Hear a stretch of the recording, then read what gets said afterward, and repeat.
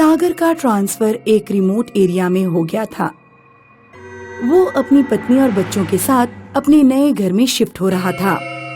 ये जगह कितनी सुंदर है ना माँ। दूर तक फैले पहाड़ और जंगल, ऐसा लगता है कि हम किसी टूरिस्ट प्लेस पर आ गए हैं।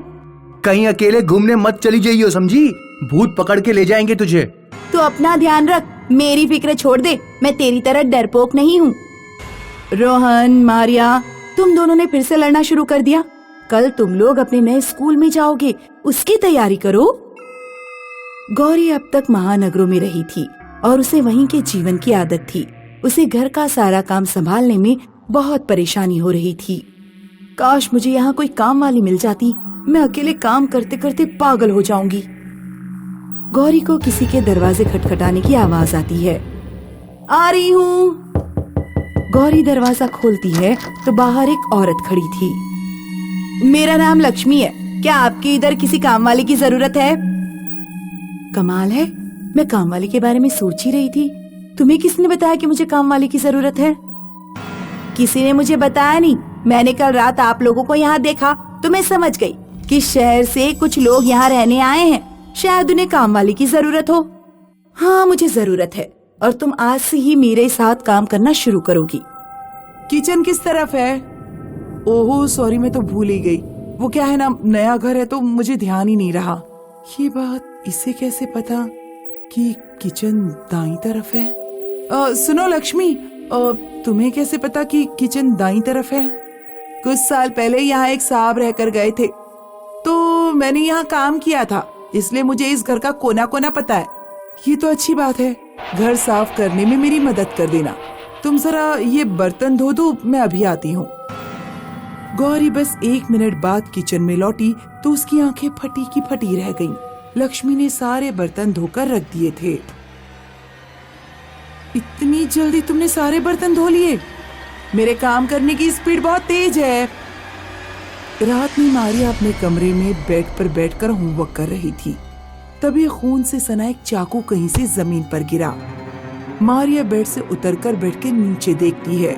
बेड के नीचे लक्ष्मी की लाश पड़ी हुई थी। मारिया की चीख सुनकर सागर और गौरी मारिया के कमरे की तरफ दौड़े। मारिया अपने कमरे के बाहर खड़ी थी। क्या हुआ मारिया, क्या हुआ? मेरे बेड के नीचे किसी की लाश पड़ी हुई है। सागर और मारिया बेड के नीचे देखते हैं। यहाँ तो कुछ भी नहीं है मारिया, लगता है नई जगह होने की वजह से तुम डर गई हो। चलो हमारे साथ सो जाओ। एक दिन रोहन स्कूल से लौटा तो घर पर लक्ष्मी के अलावा कोई नहीं था। आंटी जी, मुझे बहुत भूख लग रही है, मेरे लिए एक ऑमलेट बना दो ना प्लीज। ठीक है, तुम अपने कमरे में जाओ, मैं लेकर आती है। रोहन देखता है कि बिना सिर की लक्ष्मी अपना भयानक खून से सना सिर प्लेट में रखकर कमरे की तरफ आ रही है। कुछ देर बाद गौरी बाजार से घर लौटी। रोहन कहाँ हो? चलो शॉपिंग करने चलते हैं। जब रोहन का कोई जवाब नहीं आया तो गौरी रोहन के कमरे में गई। रोहन धरती पर बेहोश पड़ा हुआ था, उसके माथे पर चोट लगी हुई थी। गौरी रोहन को तुरंत कार में डालती है और हॉस्पिटल लेकर जाती है। घबराने की जरूरत नहीं है, शायद आपका बेटा एकदम से जमीन पर गिर पड़ा था, इसलिए सर पर चोट लगी है, कुछ दिनों में ठीक हो जाएगा। हे भगवान, ये सब क्या हो रहा है? उधर सागर ड्यूटी से घर वापस लौटा। बच्चे कहाँ हैं? बच्चे बाहर खेलने गए हैं। सागर गौरी को गोद में उठा लेता है। बहुत दिनों बाद तुम घर पर आज अकेली मिली हो। सागर को पता नहीं था कि वो गौरी के रूप में लक्ष्मी है। असली वाली गौरी रास्ते से घर लौट रही थी, उसे एक औरत मिली। क्या हुआ? मैंने अभी कुछ देर पहले देखा कि आप अपने बेटे को हॉस्पिटल लेकर जा रही थी।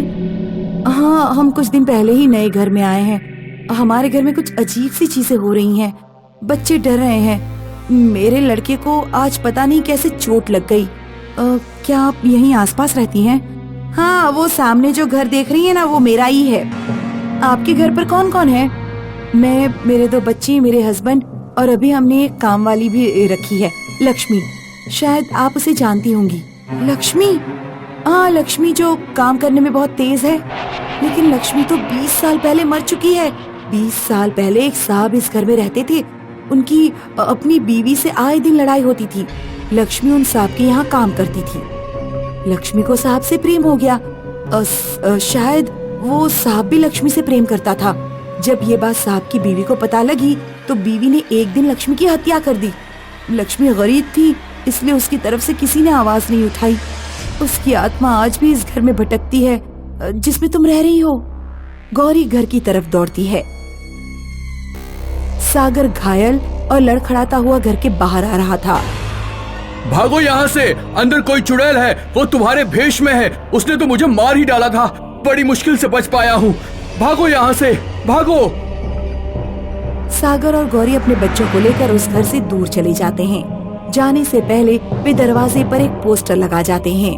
पोस्टर पर लिखा है, इस घर में लक्ष्मी की आत्मा रहती है, कृपया यहाँ प्रवेश ना करें। चंदन को बहुत प्रयासों के बाद उत्तर पूर्व भारत के राज्य मेघालय में नौकरी मिली थी। चंदन और उसकी पत्नी मेघालय जाने की तैयारी कर रहे थे। चंदन बेटा, घर से इतनी दूर मत जाओ, कोई और नौकरी मिल जाएगी। नहीं माँ, सरकारी नौकरी इतनी आसानी से कहाँ मिलती है। मैं ये नौकरी हाथ से नहीं जाने दे सकता। चंदन अपनी पत्नी के साथ मेघालय आ जाता है। उसकी ड्यूटी एक गांव के रेलवे स्टेशन पर थी। गिरजा, आज शाम को खीर बना लेना, मेरा कुछ मीठा खाने को बहुत मन कर रहा है।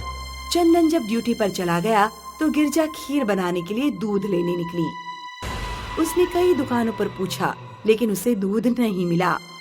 सुनिए भैया, क्या यहाँ कोई डेयरी है? नहीं बहन जी, इस गांव में कोई डेयरी नहीं है। गिरजा अपने पड़ोस वाले घर में गई। बहन जी, हम नए नए इस गांव में आए हैं, क्या आप हमें थोड़ा सा दूध देंगी?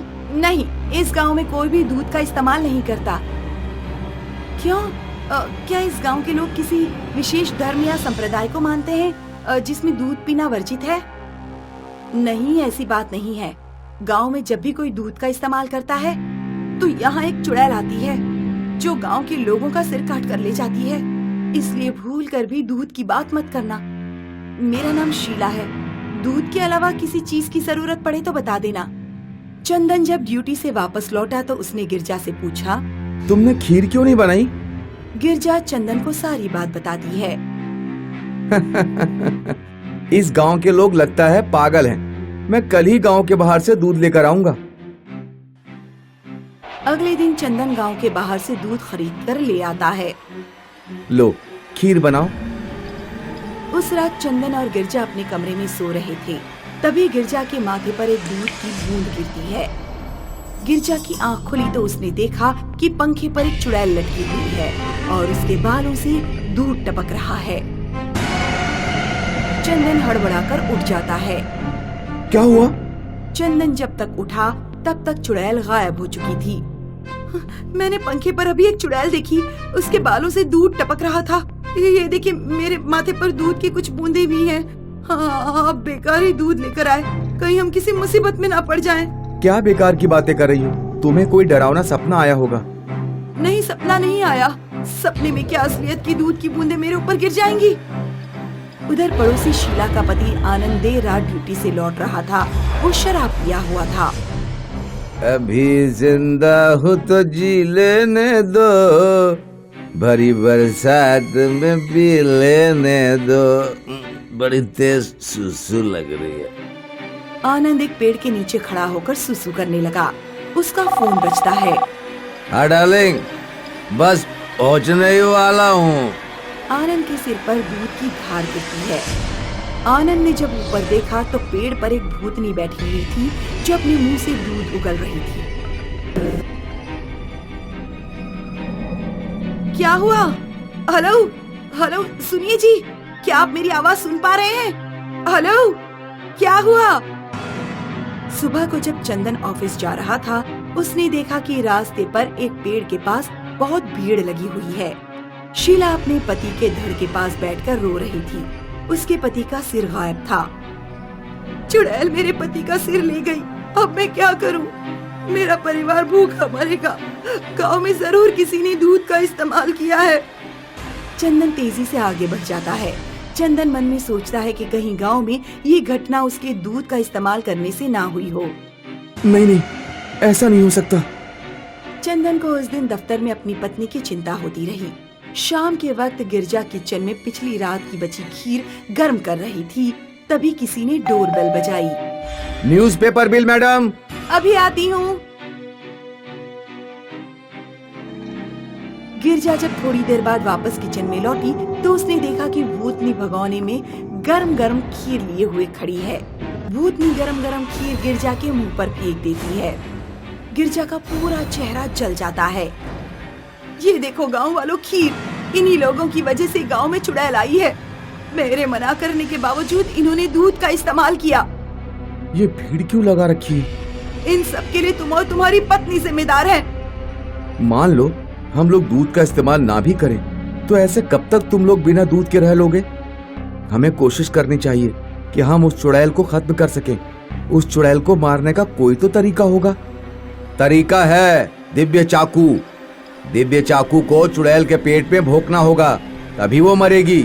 कहाँ है दिव्य चाकू? दिव्य चाकू तो मंदिर में रखा हुआ है, लेकिन चुनौती यह है कि दिव्य चाकू को चुड़ैल के पेट में भोंकेगा कौन? चुड़ैल से सबको डर लगता है। वो लोगों का सिर अपने साथ ले जाती है और धड़ छोड़ जाती है। मैं चुड़ैल के पेट में चाकू भोंकूंगा। मैं आपकी सहायता करूंगी। उस रात चंदन बाहर से ढेर सारा दूध लेकर आया और गिरजा ने दूध के ढेर सारे पकवान बनाए। दूध से बनी मिठाई, खीर, दही वगैरह। रात के 2 बजे चुड़ैल वहाँ पर आती है तो तुम लोग मानोगे नहीं। चुड़ैल गिरजा की तरफ बढ़ती है। योजना के मुताबिक चंदन ने एक बड़ी और मोटी चादर चुड़ैल के ऊपर फेंक दी। तभी चंदन चुड़ैल के पास आया और उसने चुड़ैल के पेट में दिव्य चाकू भोंक दिया। चुड़ैल के मरते ही गिरजा का जला हुआ चेहरा ठीक हो गया और जिन लोगों को चुड़ैल ने मारा था वे भी जिंदा होकर वापस लौट आए।